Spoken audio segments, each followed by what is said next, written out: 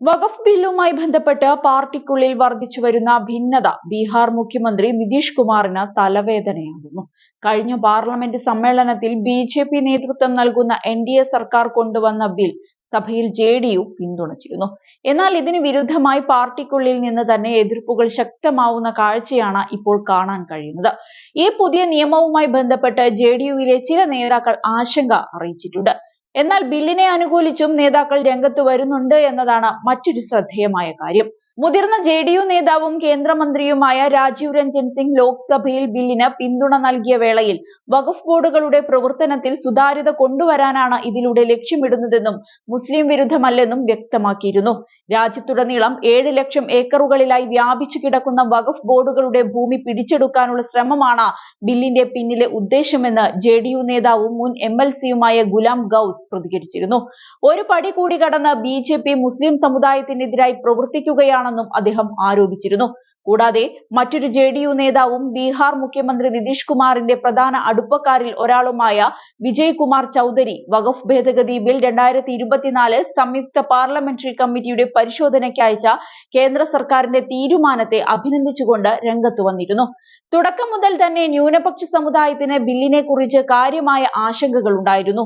അവരുടെ ആശങ്കകൾ ബിൽ അന്തിമമാക്കുന്നതിനു മുൻപ് സമഗ്രമായി അഭിസംബോധന ചെയ്യണം.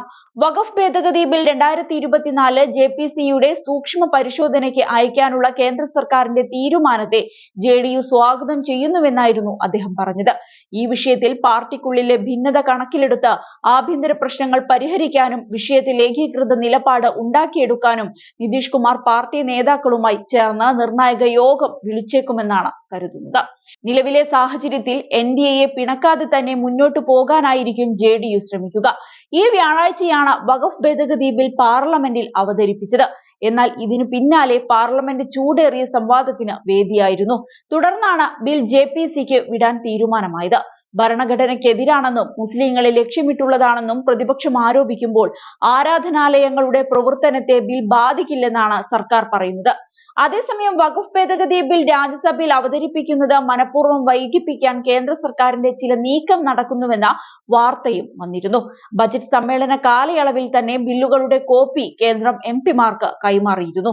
എന്നാൽ നവംബർ ഡിസംബർ മാസങ്ങളിൽ നടക്കുന്ന ശീതകാല സമ്മേളനത്തിലായിരിക്കും രാജ്യസഭയിൽ വഖഫ് ഭേദഗതി ബിൽ അവതരിപ്പിക്കുക. 4 സംസ്ഥാനങ്ങളിലെ നിയമസഭാ തിരഞ്ഞെടുപ്പ് ഇതിനു മുൻപ് നടക്കാനിരിക്കുന്നതിനാൽ രാജ്യസഭയിൽ അതിനുശേഷം മതിയായ ഭൂരിപക്ഷം ലഭിച്ചേക്കുമെന്നാണ് കേന്ദ്രത്തിന്റെ കണക്കുകൂട്ടൽ. ഇതുകൂടാതെ 4 നോമിനേറ്റഡ് അംഗങ്ങളുടെ ഒഴിവുകളും നികത്താനുണ്ട്. സെപ്റ്റംബർ 3 നടക്കുന്ന 12 രാജ്യസഭാ സീറ്റുകളിലേക്കുള്ള തിരഞ്ഞെടുപ്പിൽ എൻഡിഎക്ക് പരമാവധി സീറ്റുകൾ ലഭിക്കാനാണ് സാധ്യത. അടുത്ത സമ്മേളനത്തിന് മുൻപ് ഒഴിഞ്ഞുകിടക്കുന്ന 4 സീറ്റുകൾ നികത്തിയാൽ നോമിനേറ്റഡ് അംഗങ്ങളുടെ നേട്ടവും സർക്കാരിന് ലഭിക്കും. അതായത് സർക്കാരിന് എഐഎഡിഎംകെ പോലുള്ള ബിജെപി അനുകൂല പാർട്ടികളുടെ പിന്തുണ ആവശ്യമില്ലാതെ തന്നെ ഭൂരിപക്ഷത്തിൽ എത്താൻ സാധിക്കും എന്നർത്ഥം. ഇതിനുള്ള പദ്ധതിയാണ് ബിൽ വൈകിപ്പിക്കൽ പ്രക്രിയ.